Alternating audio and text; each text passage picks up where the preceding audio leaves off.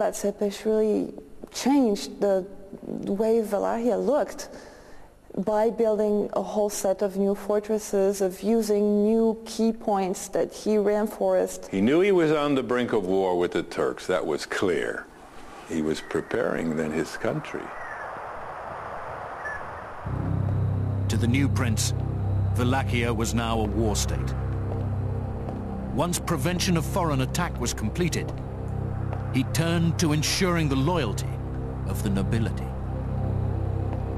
He assembles all the boyars, the nobles, to a great feast, and he wined and dined them. Ironically asked them how many rulers they had seen in their lifetime, and some of them mentioned 12, a large number of princes who had been on that throne. And what did this show to him? That they had no respect for the prince. And then afterwards, when they little suspected it, he had the place surrounded. He took them on a death march to his mountain lair, Castle Dracula at Poyenar. And made them work side by side, elbow to elbow with the peasants to rebuild and reinforce the Poyenari castle. And many of them fell from the rock, it's a 1,000-foot drop on all sides. It's a precarious sort of place.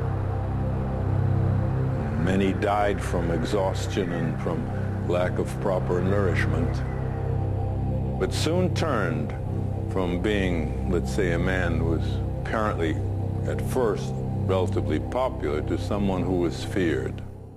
To ensure absolute loyalty, Prince Vlad employed a terror tactic he witnessed as a boy in Adrianople: impalement. The classic way of impaling is to take the victim, put them spread eagle on the ground, tie the arms to one set of horses and the legs to another. Then you take a stake. What happens is the horses move slowly forwards, then the ropes are cut, and then you're hoisted up on this stake or pole. You die very slowly, not from your innards being pierced, but from exposure to the elements generally. Purpose, a lasting example of what can happen to you if you disobey the rules. It's effective. With his ancestral throne secure, Vlad would restructure the social hierarchy and install a strict moral code that would result in the slaughter of thousands of his own people.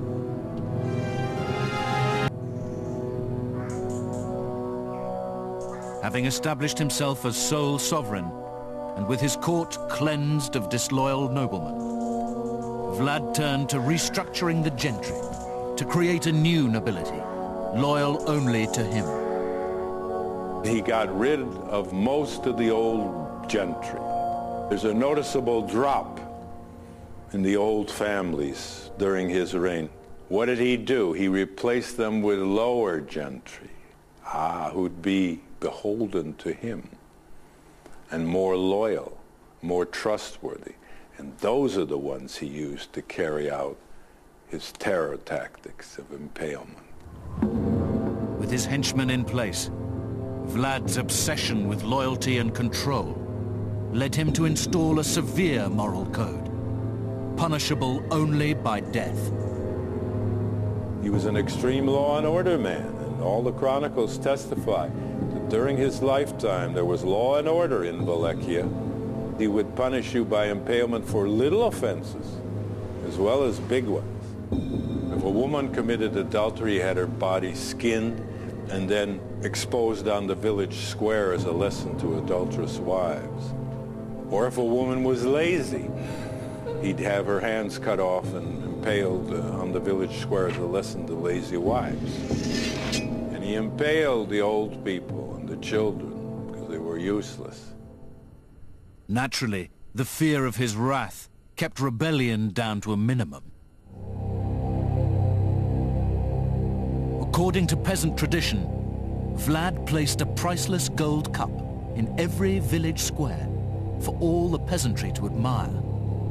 Many drank from it, but no one dared steal it. The cup remained in the square throughout Vlad's entire reign as a symbol of his absolute power. What he wanted to do was to establish the fact that he was the absolute ruler, and what better absolute ruler is it than to be godlike? That's what it's all about. God has the power of life and death, and it's indiscriminate, let's face it. That's the essence of terror. Before long, execution was not only administered as a punishment, but became the prince's favorite pastime.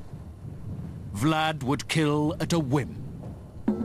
Vlad liked to dine amid his impaled victims in his local city, and the stench must have been unbearable throughout the place.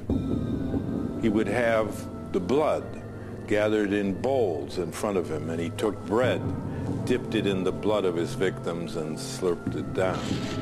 In fact, one case, a Polish nobleman held his nose. He was there, you know, having dinner with Vlad. And Vlad turned to him and said, "What's the matter with you?" And the fellow said, "My lord, I can't stand the stench of these rotting corpses all around." He said, "Very well, I'll take care of that." And then he had this fellow impaled on a higher stake than the others, and he said, "Well, now he's up there where the gentle breezes blow, and he doesn't have to worry about the stench down here anymore." People always gathered to watch public executions, so when he did that, he had it refined to a point of perfection. This perverted approach to law and order took the lives of thousands of his fellow Christian citizens and turned the royal capital into a stinking graveyard. Vlad's palace at Târgoviște was surrounded by a high hedge 3 miles in length. There was a corpse hanging from every branch, and as soon as somebody came and cut down a corpse, a fresh corpse was put there in its place. And that is one of the reasons why, indeed, in Turkish, Vlad has the title Kazakçı Vlad, or Vlad the Impaler. Vlad was an Orthodox Christian with a growing reputation as a sadist and a monstrous appetite for revenge. But as long as he fought against the Ottoman Turks, he was accepted in the Catholic center of Christendom. Vlad Dracula was the one who fought and tried to stop the spread of Islam into his own area. And he was supported by the Pope.